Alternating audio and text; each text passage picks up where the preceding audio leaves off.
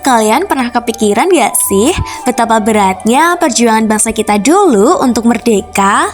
Nah, kali ini kita akan flashback ke masa perjuangan bangsa Indonesia yang penuh tantangan, yaitu agresi militer Belanda 1 dan 2 serta Konferensi Internasional Indonesia. Perjuangan bersenjata agresi militer Belanda 1. Agresi militer Belanda 1 adalah respon Belanda terhadap penolakan Republik Indonesia atas 2 tuntutan utama. Yang pertama yaitu pengiriman beras. Belanda menuntut Republik Indonesia untuk mengirimkan beras dengan jumlah besar, dan yang kedua yaitu pembentukan Gendarmerie, yaitu Belanda ingin membentuk pasukan keamanan dan ketertiban bersama di wilayah Republik Indonesia yang ditolak oleh pihak Indonesia. Pada tanggal 21 Juli sampai 4 Agustus 1947, Belanda menyerang secara tiba-tiba tanpa pernyataan perang resmi yang disebut dengan Operasi Produk. Wilayah yang diserang yaitu Jawa Barat, Jawa Timur, Jawa Tengah, dan Sumatera bagian timur. Tujuan utamanya adalah untuk menguasai daerah perkebunan dan ekonomi penting. Diplomasi internasional dan resolusi PBB. Pada tanggal 30 Juli 1947, India dan Australia mengajukan masalah agresi militer Belanda ke Dewan Keamanan atau DKPBB.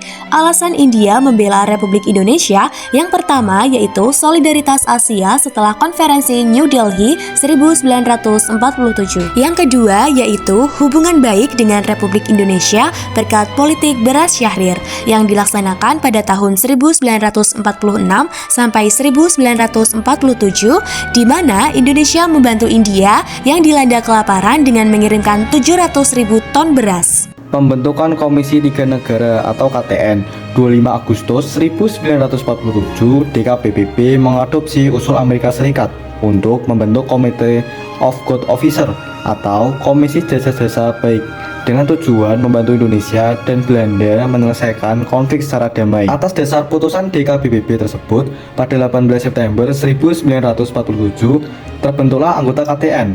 Belanda memilih Belgia diwakili oleh Paul van Zeelen, RI memilih Australia diwakili oleh Richard Kirby, Belgia dan Australia memilih Amerika Serikat sebagai pihak ketiga diwakili oleh Dr. Frank Graham.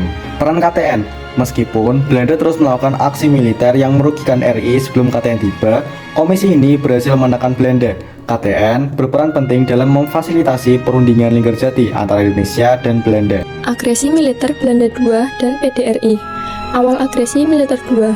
Belanda melancarkan agresi militer Belanda II pada 19 Desember 1948, menandai eskalasi konflik dalam Revolusi Nasional Indonesia. Yang kedua, taktik militer. Serangan dibuka dengan penerjunan pasukan payung di lokasi strategis seperti pangkalan udara yang memungkinkan Belanda merebut kontrol secara cepat dan sistematis. Yang terakhir, dampak politik.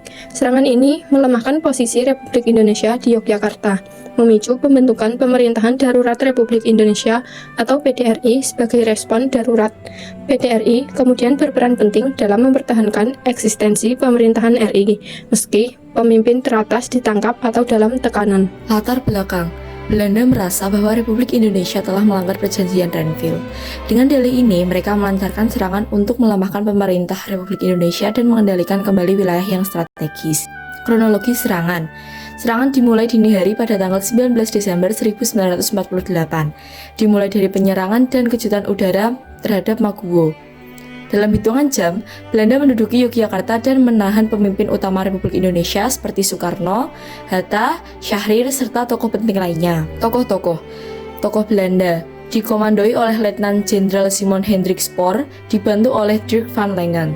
Indonesia memimpin perlawanan antara lain Jenderal Sudirman, Nasution, dan tokoh-tokoh gerilya lainnya. Respon dan strategi Indonesia. Presiden Soekarno segera menginstruksikan pembentukan Pemerintahan Darurat Republik Indonesia atau PDRI yang dipimpin oleh Syafruddin Prawira Negara di Bukit Tinggi sebagai bentuk legitimasi dan kontinuitas pemerintahan. Sebagian besar TNI menerapkan strategi gerilya untuk mempertahankan perjuangan di luar jangkauan langsung Belanda. Dampak akhir dan konflik. Penindasan agresi ini menimbulkan kecaman internasional dan tekanan politik terhadap Belanda. PBB serta diplomatik mengintervensi dan mendorong penyelesaian konflik. Lalu selanjutnya ada Konferensi Inter-Indonesia. Apa sih latar belakang dari Konferensi Inter-Indonesia? Hubungan antara pemimpin BFO dan Republik Indonesia mulai terjalin tahun 1949 di Bangka. Saat itu pembentukan Negara Federal Indonesia Serikat atau RIS masih belum jelas. Sementara pemimpin BFO ragu dengan kekuatan RI melawan Belanda. Apa sih tujuan dari Konferensi Inter-Indo? Tujuannya adalah untuk menyatukan langkah antara Republik Indonesia atau RI dan negara-negara bagian atau BFO, menghilangkan kecurigaan, serta menciptakan sikap saling percaya. Konferensi ini juga bertujuan memperkuat persiapan menghadapi Belanda dalam konferensi meja bundar, sehingga bangsa Indonesia tetap lebih bersatu dalam memperjuangkan kedaulatan. Lalu ada tahapan pelaksanaan Konferensi Inter-Indo. Tahapan pelaksanaan ini dilaksanakan dalam 2 tahap. Tahap pertama berlangsung di Yogyakarta pada tanggal 19 hingga 22 Juli 1949, dihadiri oleh delegasi BFO yang dipimpin Sultan Hamid II dari Pontianak. Dan pertemuan ini membahas masalah ketatanegaraan serta maksud pendirian negara Indonesia Serikat. Selanjutnya, tahap kedua dilanjutkan di Jakarta pada 30 Juli hingga 2 Agustus 1949. Pemilihan Yogyakarta dilakukan agar mencerminkan kedudukan Republik Indonesia sebagai pusat republik, sementara Jakarta mewakilkan wilayah negara bagian.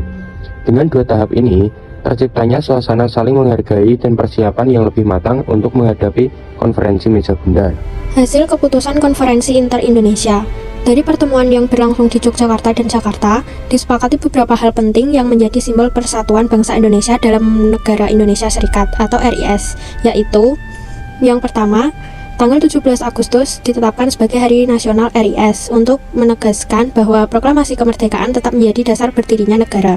Yang kedua, bendera merah putih disepakati sebagai bendera nasional RIS, sehingga seluruh rakyat Indonesia memiliki satu simbol kedaulatan. Yang ketiga, lagu Indonesia Raya ditetapkan sebagai lagu kebangsaan RIS yang menumbuhkan rasa persatuan dan semangat perjuangan. Yang keempat, bahasa Indonesia ditetapkan sebagai bahasa nasional RIS agar seluruh wilayah Indonesia memiliki bahasa pemersatu. Kesimpulan agresi militer Belanda 1 dan 2. Agresi militer Belanda 1 dan 2 membuktikan bahwa perjuangan fisik dan diplomasi Indonesia berjalan beriringan. Kedua agresi gagal menghancurkan republik, malah membuat dunia internasional semakin mendukung Indonesia hingga akhirnya Belanda mengakui kedaulatan pada 27 Desember 1949. Pertemuan penting antara Republik Indonesia dan BFO untuk menyatukan langkah menghadapi Belanda dengan hasil berupa penetapan simbol-simbol nasional seperti bendera, bahasa, lagu kebangsaan, hari nasional. Konferensi ini berhasil memperlihatkan persatuan bangsa menjelang KMB dan memperkuat jalan menuju kedaulatan Indonesia. Kesimpulan Konferensi Inter-Indonesia.